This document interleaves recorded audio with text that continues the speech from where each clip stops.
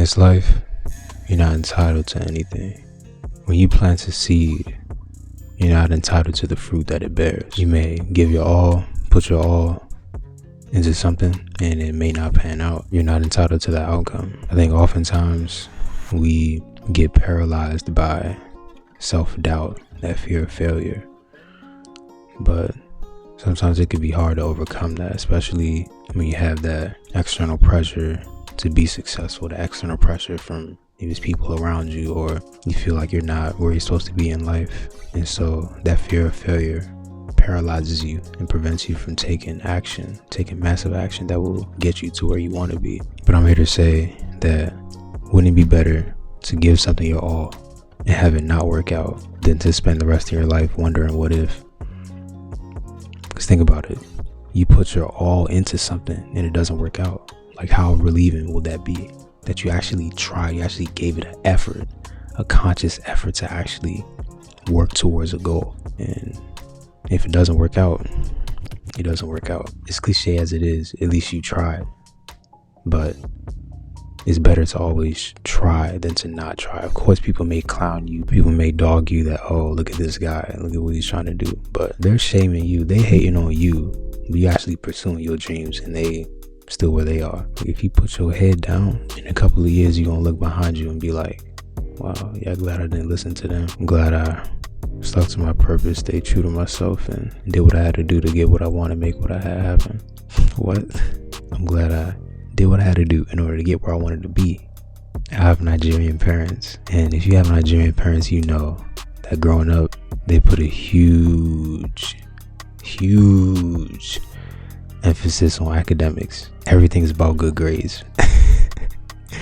Everything's about straight A's. Everything's about perfect attendance, achievements, AB honor roll, A honor roll, all A, presidential, everything. Growing up, I started to equate my self-worth with my GPA, and that's the most toxic thing you can do growing up as a child. And the immense pressure that is put on us as kids to perform well academically can create that toxic cycle of equating your self-worth to how you do academically. So when I was in elementary school, all A student, middle school, AB student, high school, AB student, I always got good grades. I was always the good kid. I was always book smart growing up.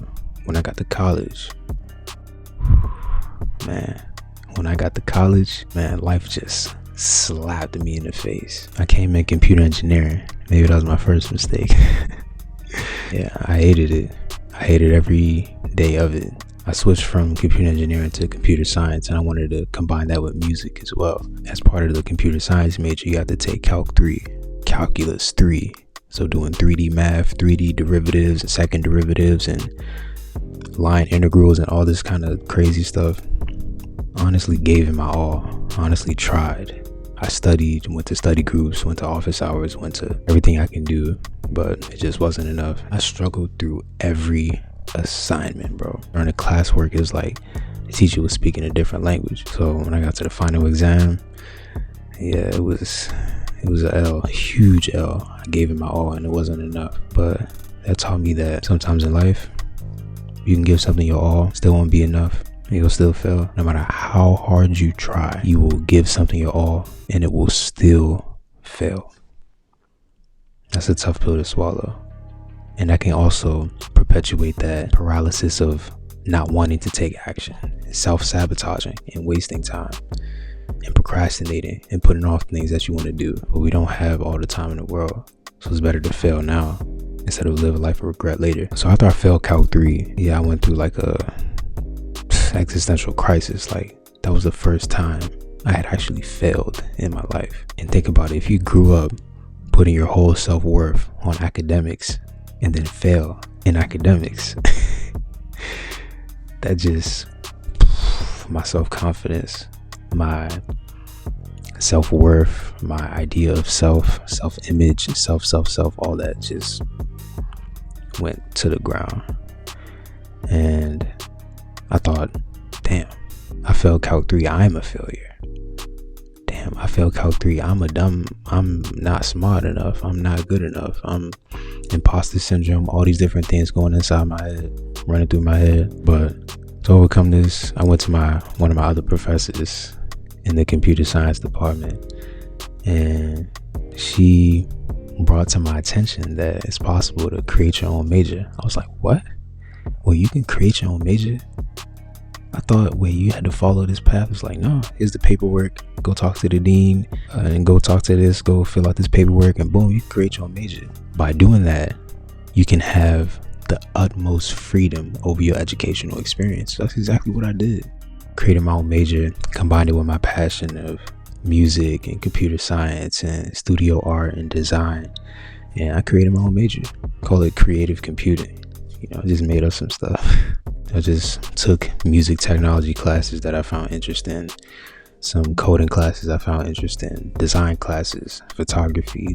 That just opened my whole world to be able to just choose classes that I genuinely was interested in, instead of having a bunch of classes laid out for me that I don't really care to take. The moral of that story is, it's okay to ask for help. We all need help sometimes. Nobody can build a skyscraper by themselves. Whether you realize it or not, you do have people in your corner that care about you, that you can lean on for advice, guidance, either just somebody to just give you that quick pep talk if you're feeling down. If you don't have anyone, then find someone. You're on the internet right now. You can literally connect with anyone, create a LinkedIn, start posting content, start reaching out to people. You'd be surprised.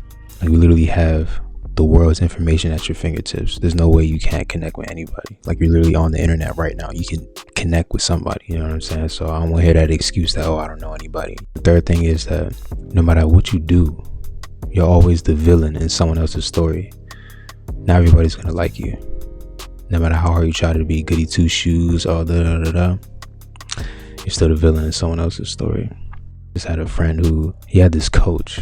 He called him by his first name.